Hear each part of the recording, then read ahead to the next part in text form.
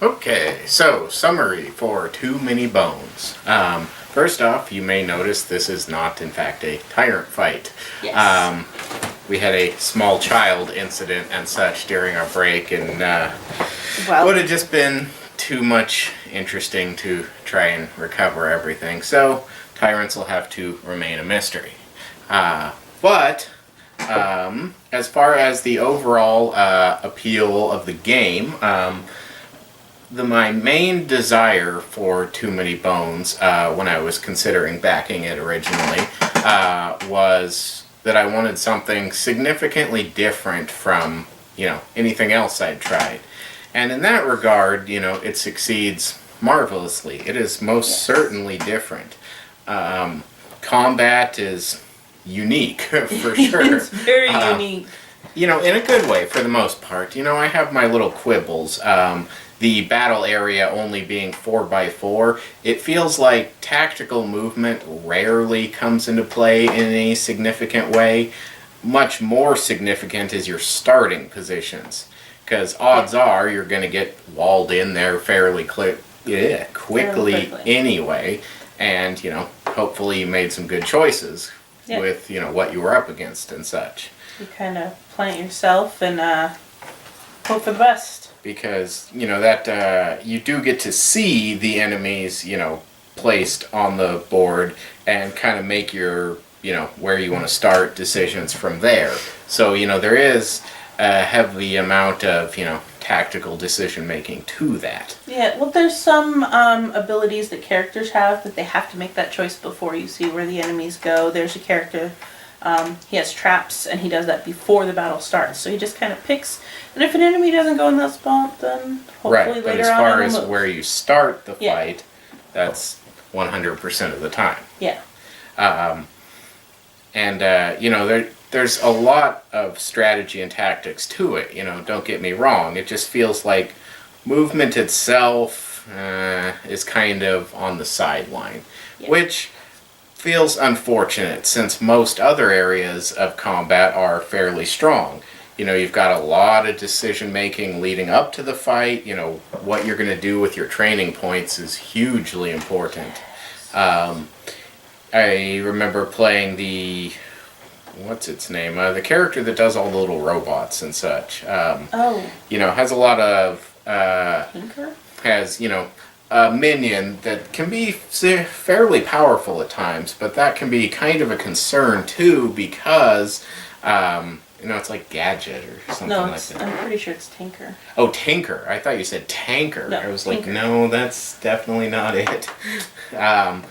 But it's important to balance your hit points with that of your pet, because otherwise you can end up targeted by all the stuff that targets low hit points instead of your robot that you were no doubt hoping would take the damage. A lot of thinking goes into this stuff. I said at the beginning I wouldn't really consider it an RPG. It's Tink. Tink. Yeah, that's it. Yep. And that's, mainly because while there is quite a bit of story to it, for the most part I never really felt like I was making decisions the way my character would. You've got some information on who they are and why, but, and it could just be my background in tabletop role-playing and that sort of thing, making me expect something that just isn't going to fit in a board game box, out of RPG. But, Well, you can finish. I do have something to add, but you can finish. Which this certainly puts in a lot of effort as far as, the story and the flavor and that sort of stuff is concerned. I just don't know that I personally would go so far as to call it an RPG. Mm-hmm. Well, and you only really get that story. There's a few snippets of character flavor on their maps and their rules, but to really get how their characters are, there's some I think they're downloadable PDFs, but they're essentially these books that has like journals and notes and like all sorts of character fleshing out, but that's like extra stuff that doesn't come in the game. We're not gonna talk too much about the books because I'm pretty sure these were only available through the Kickstarter. But and I was on BGG and they have PDFs they and have such. But I mean the PDFs. books themselves. But the books themselves But are. if they do another Too Many Bones Kickstarter and it has one of these book things, here's the waterlogged one.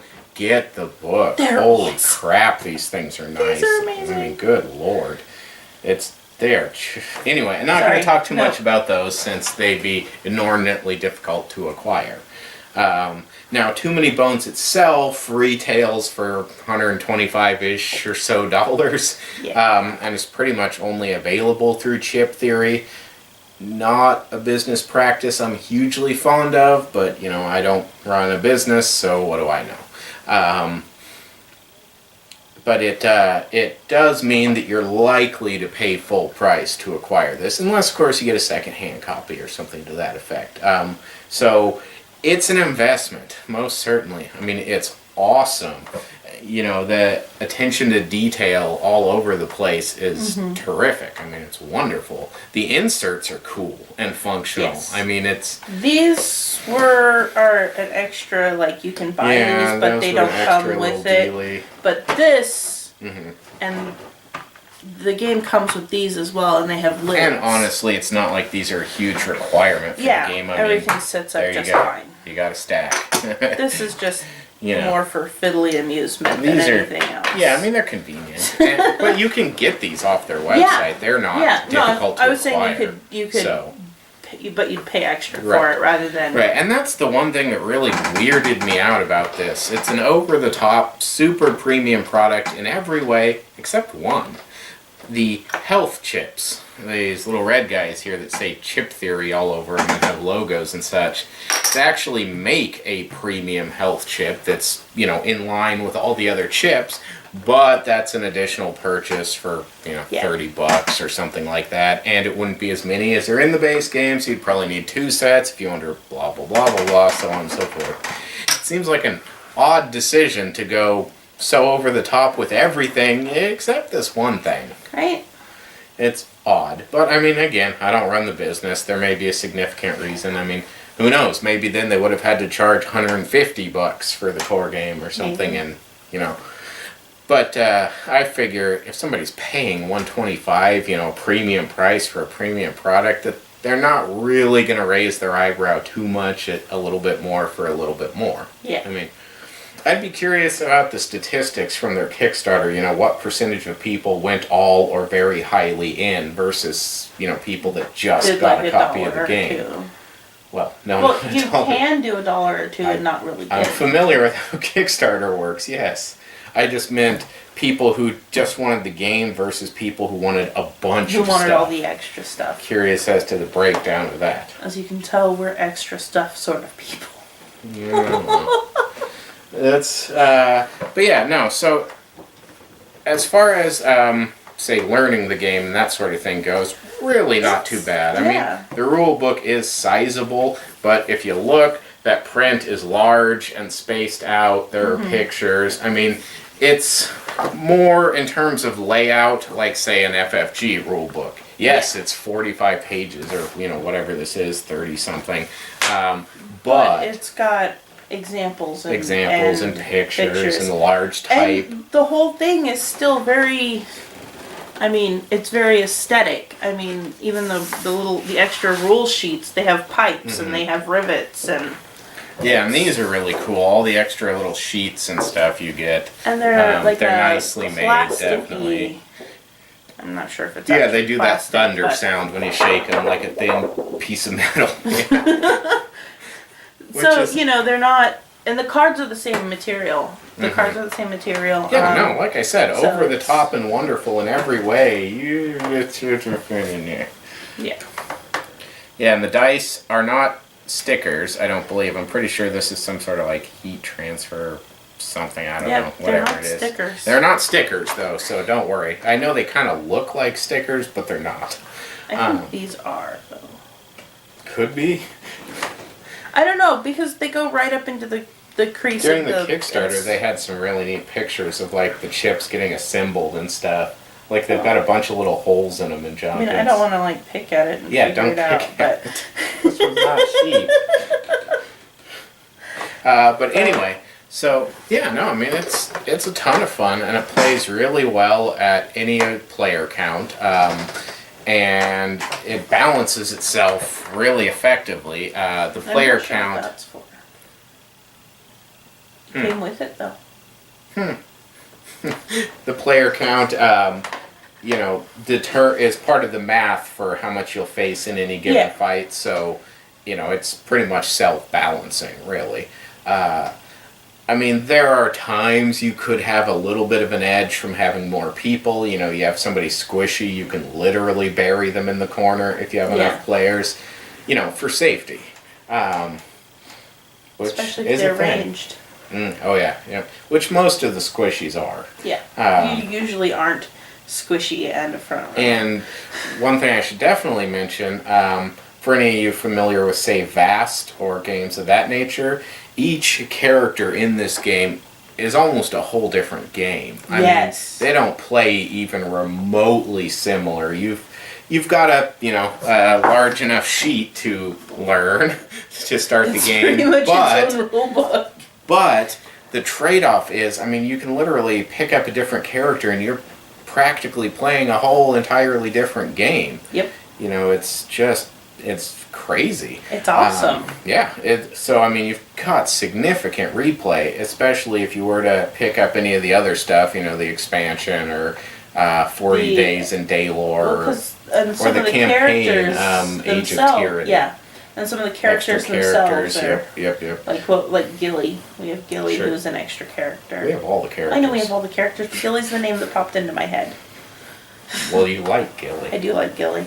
He has animal companions. Oh, and one thing I thought was super cool, I don't know if you can see this or not, but on the character sheets, they've actually got a little breakdown of how difficult somebody will be to play by yourself or as part of a group. Yep. You know, kind of a rating system, so you can get an idea before you start, you know, is this character going to play well with others or not? Mm-hmm. Which is really cool. I mean, and they have a separate deck of encounter cards for solo play. Mm-hmm. And they're labeled. So. Right. I tried to play a game solo once, and it was an absolute disaster. Not this game, but a different game, just to see if he could do solo. In my ignorance, I decided I should try my first solo game as Mage Knight. Which, if you haven't played it, go look at the rule book on BGG and then tell me I'm not completely insane. He's insane. Long story short. But yeah, no, it was a disaster, and I've never tried again since. I want to try Friday someday, but that's neither here nor there. Yeah, so it looks as though it would play very solid solo. You know, there's a lot in this product to make that work. You're not going to get a lot of solo reviews from us because part of playing games is being together. For us. I mean, to each his own, you know. Yeah. Not saying solo is bad. I'm just saying that's why we don't. I just wanted to beat my head against the table after 10 minutes. In fact, I think I did. I don't know. I wasn't there. Yeah, my wife wasn't home, and I think it was a weekday, so nobody wanted to come over or anything, you know, work and all that good stuff.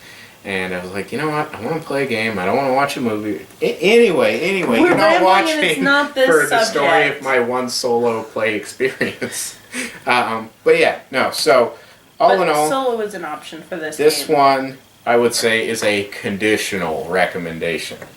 If you're the sort of person that likes to really, really dig into a game, you know, get down to the meat and enjoy everything it has to offer, you will get your money's worth out of this. Yes. 100%. Because you're going to spend some money.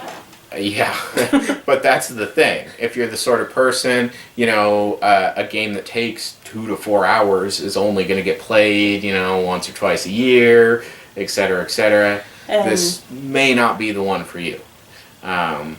Really, it all depends how much you like to devote yourself to a game. Yeah. GMT fan, this is for you. Take It to Ride fan, not maybe so much. not so much. not pretty because extreme example. But. well, yeah, not necessarily because of the weight of the two games. Yeah. Just the fact that you can play Ticket to Ride once or twice and get the gist of Ticket to Ride. I mean, and it still continues to be awesome. Oh yeah, no, we've got the collector's edition and blah blah. We love Ticket to Ride. We're not maligning Ticket to Ride. No, Ticket to Ride is literally one of my favorites still. Yeah, Alan Moon is a class. This is not for this video. Jeez Louise. Maybe I need to do just a random rambling video or something. Phil's thoughts on board games. Yeah, that'd be a hit. I think it would. I would watch it. Great. So we'd have one view. Woo! Cool. Maybe. Anyway. But yeah, so I think that probably about covers it for Too Many Bones. This is already one of our longest summaries in history. So hopefully you got what you needed out of everything. If you want to pitch a fit that we didn't do a tyrant encounter, go for it in the YouTube or BGG comments, and maybe if enough people pitch a fit, we'll pull it back out and fight a tyrant or something. But yeah, so hopefully you got what you needed. This is the part where you get up and start meandering that way, so the timing works out of me saying. So until next time, get off your computer and go play some more games.